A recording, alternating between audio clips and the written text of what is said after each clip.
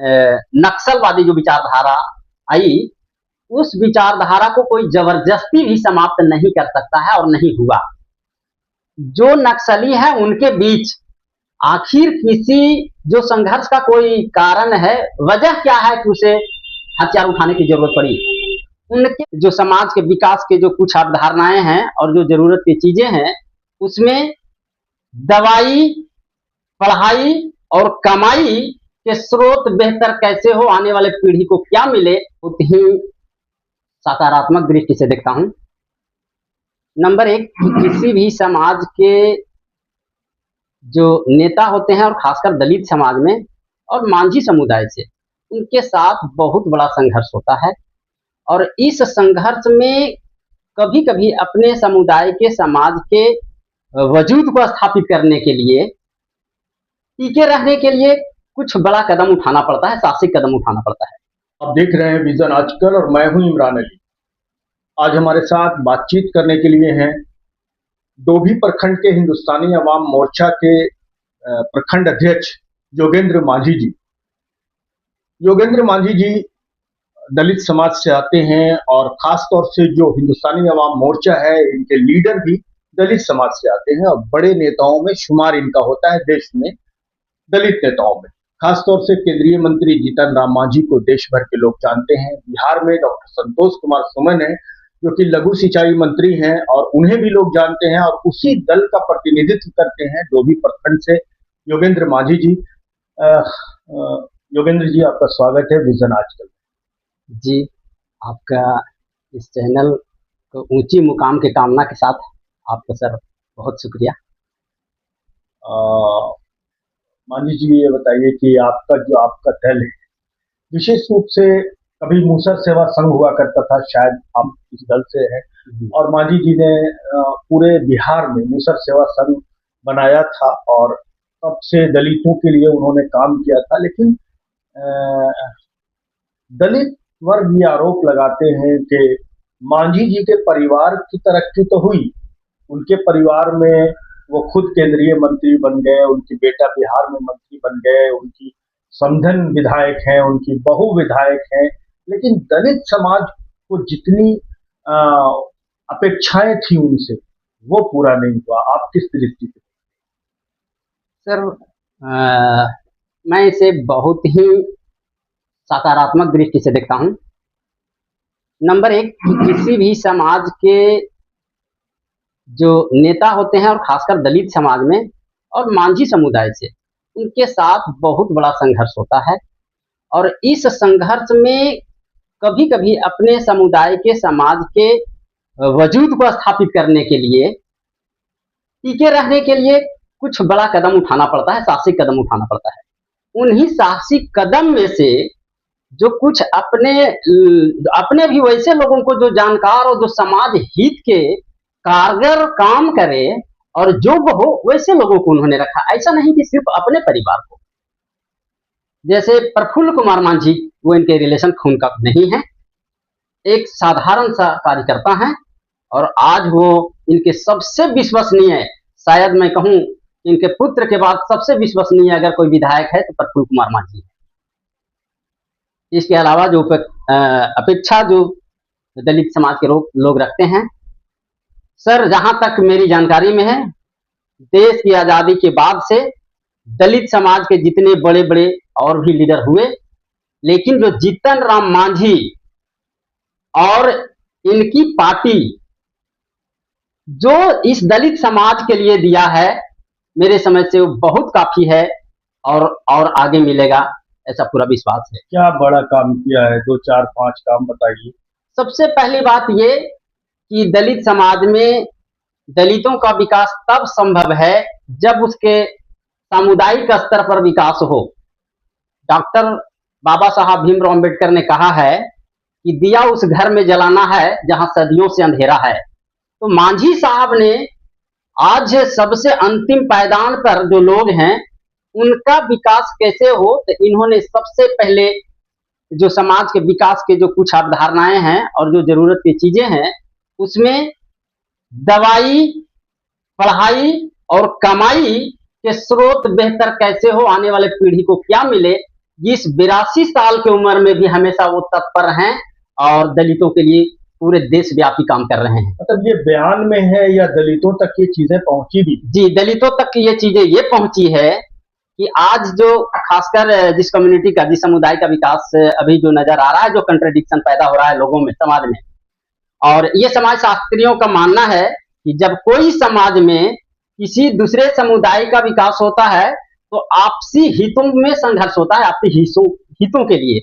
आज वही है कि मांझी समाज जब आगे आ रहा है तो संघर्ष, जो आपसी लोग है उनके जो संघर्ष हो रहे हैं, इसमें मांझी का विकास मांझी साहब के आने के बाद हुआ है। ऐसे बहुत सारे लोग आए, प्रतिनिधि आए, लेकिन जो मांझी साहब ने दिया, आज मांझी जो नाम है, टाइटल है, उसमें उसका जो अर्थ लोगों के जेहन में है, मांझी का मतलब मैधार खेने वाला, समाज के विकास करने वाला। तो वो आज जो भी है, मांझी समाज के लोग जो आज कुर्ता पजामा पहन रहे हैं, सामाजिक सोच रहे हैं और अपने लोगों को कुछ दे रहे हैं, ये मांझी जी का देश। ये तो बोलते हैं कि लालू जी ने आवाज दिया था दलितों को, पिछड़ों को, कमजोर वर्गों को, जिनको वोट देने नहीं दिया जाता था, वो आवाज दिया है लालू जी ने। सबसे पहले किसी भी, जब जब इस देश में लोगों को मौका मिला है, सत्ता परिवर्तन आया है, जब लालू यादव का मौका आया तो उन्होंने किया, लेकिन जो मिलना चाहिए, हमने मुसहर संघ के एक बहुत बड़ा कार्यक्रम में पटना में, उस समय मुख्यमंत्री लालू प्रसाद यादव थे, उन्होंने कहा था मांझी समाज के मैट्रिक कितने लोग हैं, हाथ उठाओ। सभी ने उठाया। इंटर कितने हैं, हाथ उठाओ। ग्रेजुएशन कितने हैं, पीएचडी कितने हैं, इंजीनियर कितने हैं, सभी लोगों ने उठाया और उन्होंने कहा सबकी नौकरी पक्की। लेकिन एक बोलना और एक लोगों में सामाजिक सोच पैदा करना, दोनों में फर्क है। चलिए, जो भी किया है मांझी जी ने जितना काम किया, जीतन राम मांझी है, डॉक्टर संतोष है, आपके दल ने, आप एक दलित समाज से खुद आते हैं, खुद मांझी समाज से आते हैं। इस समाज की जनसंख्या भी बहुत है, लेकिन आज भी ये समाज मुख्य धारा से नहीं जुड़ा है। आपको क्या लगता है? आप पार्टी से अलग होकर हमको ये बताइए, एकदम पार्टी लाइन पर सोच के नहीं, एक दलित होकर, एक मांझी समाज का व्यक्ति होकर, कि अभी इस समाज को और क्या करने की जरूरत है। आपको अगर विधायक बना दिया जाए, आपको मंत्री बना दिया जाए, आपको मुख्यमंत्री बना दिया जाए, आपका क्या विजन होगा दलित समाज के उत्थान के लिए? सबसे पहले तो मांझी साहब जो भी कर रहे हैं, बस वही कर रहे हैं जो सर आपका सवाल है। नंबर एक, मांझी समाज में और महादलितों में जो दलित वंचित शोषित हैं, उनके हर साल मैट्रिक और इंटर उत्तीर्ण होने वाले बच्चों को प्रतिभा सम्मान समारोह आयोजित कर रहे हैं, जिसका बहुत व्यापक परिणाम मिल रहा है। पहले वो सोचते थे कि 200-300 की संख्या हुआ करती थी, लेकिन अब वो संख्या 500 और हजारों में हो रहा है। यहाँ के कार्यक्रम के स्थल छोटे पड़ जा रहे हैं। इससे साबित हो रहा है कि शैक्षणिक स्तर में थोड़ा सुधार हो रहा है। और रही बात कि और क्या संभव है, काम क्या होना चाहिए जी, तो सबसे पहले, मतलब आपके पास क्या विजन है? आपको अगर पद मिल जाए तो क्या करेंगे आप, या क्या होना चाहिए, तो बताइए दलित समाज के लिए। दुनिया की सारी समस्याओं का समाधान शिक्षा से संभव है, और वो शिक्षा बिल्कुल ग्रास रूट पर हो। मांझी साहब का कहना है कि अगर शिक्षा में बराबरी लाना है, तो इन्होंने हमेशा मांग किया है समाज के लोग, दबे कुचलों के लिए, कि कॉमन सिस्टम स्कूलिंग एजुकेशन हो जाए, तो लगभग सभी का एक समता मूलक समाज का निर्माण हो सकता है, शिक्षा मिल सकती है। दूसरी बात कि कुछ समय पहले शिक्षा विभाग में बहुत हलचल हुआ करता था, और उसमें एक के पाठक सचिव थे, इन्होंने उनसे आग्रह किया था कि सबसे पहले सब के बच्चे जो सरकारी वेतन भोगी हैं, उनके बच्चे अगर सरकारी स्कूल में पढ़ना शुरू कर दिए, नेसेसरी जरूरी कर दिया जाए, तो ये शिक्षा व्यवस्था ऑटोमेटिक सुधर जाए। ये तो बहुत पुराना नारा है, सबकी शिक्षा एक समान, राजा भंगी सब पढ़े एक। ये कभी मुमकिन है? जो कॉन्वेंट में पढ़ते हैं, जो बड़े बड़े महंगे स्कूलों में पढ़ते हैं, वो उनके बच्चे और गरीब के बच्चे एक साथ होंगे।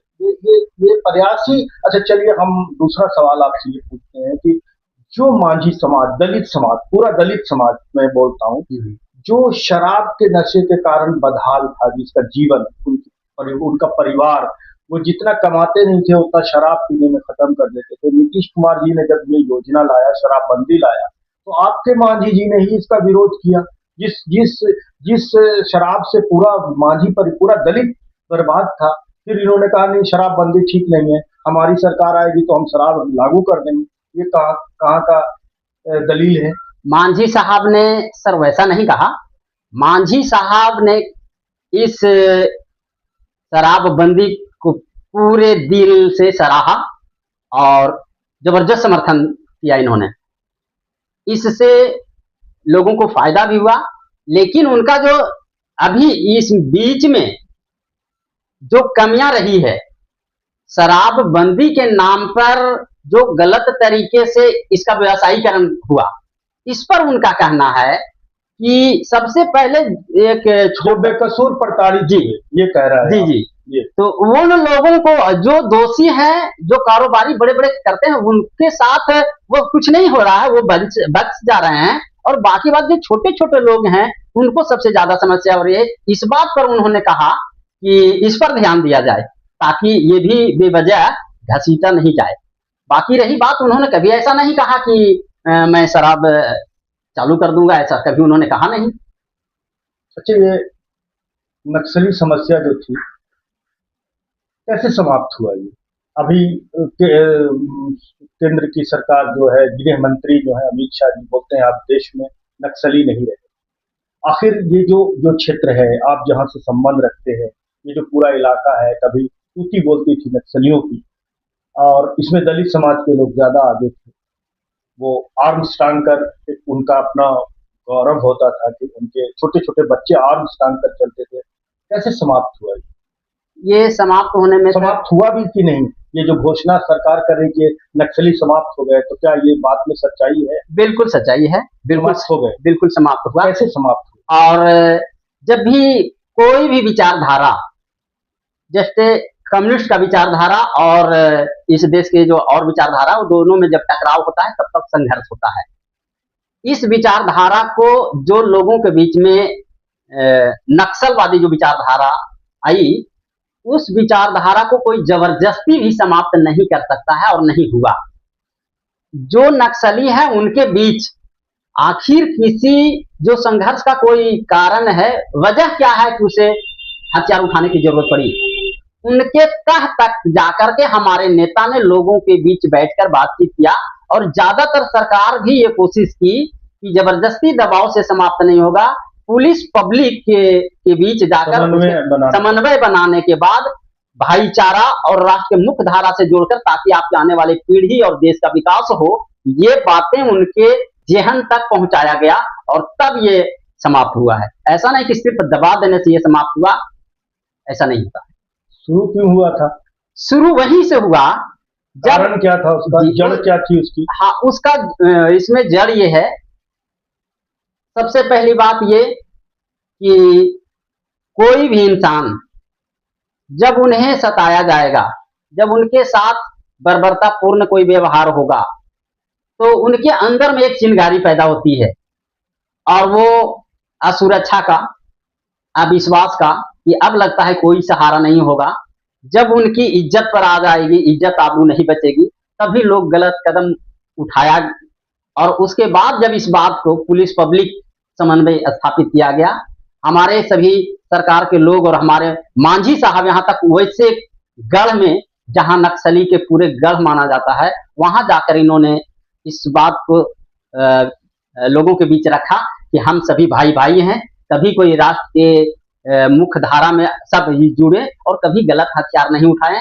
हम लोग जिस देश में रहते हैं, यहाँ अहिंसा का बहुत हम लोग पुजारी हैं, तो अहिंसा अपनाएं और आप लोग राष्ट्र मुख्य धारा से जुड़कर आने वाले पीढ़ी और देश का ख्याल रखें। इस तरह से पुलिस फैसला नहीं करती थी, न्याय नहीं करती थी, तभी जन अदालत में न्याय मिलता था, ऐसा ही होता था?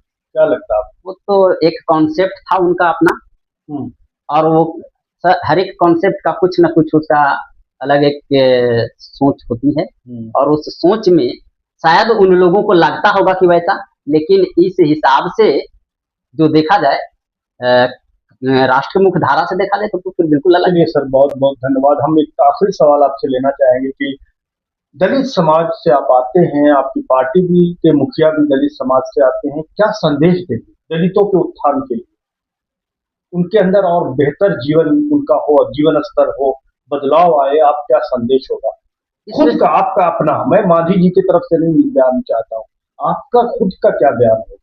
मेरा ये कहना है कि दलित समाज में, महादलित समाज में सामाजिक सुधार की जरूरत है, सोशल रिफॉर्म की जरूरत है। जो उनके अंदर कुरीतियां हैं, जो अवगुण हैं, जैसे ये नशा सेवन का, इसके बाद शिक्षा से दूर रहने का, तो जो चीजें इन्हें जिससे सटकर रहना चाहिए उससे हटकर ये लोग रहते हैं, ये समुदाय रहता है, और जिन चीजों से हटना चाहिए वही कुरीतियों से, जैसे अंधविश्वास, ये सबसे सटकर रहते हैं। इन सारी साफ सफाया करने के बाद और शिक्षा से हमेशा जुड़कर रहेंगे। आने वाला इनका समय में जब ये समाज के मुख्य धारा से रहेंगे, मनोबल ऊंचा होगा, इन्हें लगेगा हम भी इस देश के नागरिक हैं, हमें भी ये समानता प्राप्त होनी चाहिए, समानता है, मिलेगा, और तब ये समस्या समाधान हो जाएगा। बहुत बहुत शुक्रिया सर हमसे बात करने के लिए। हमारे स्टूडियो में आज हमसे बातचीत कर रहे थे हिंदुस्तानी अवाम मोर्चा के नेता, डोभी प्रखंड के अध्यक्ष योगेंद्र मांझी जी, और इन्होंने साफ कहा कि इनका भी मानना है कि अब नक्सली नहीं है और दलितों का उत्थान हो रहा है वर्तमान समय में, और दलितों के साथ जो उनके साथ भेदभाव था उसमें कमी आई है। यही कारण है कि नक्सली कम हुए हैं, नक्सली नहीं के बराबर हैं।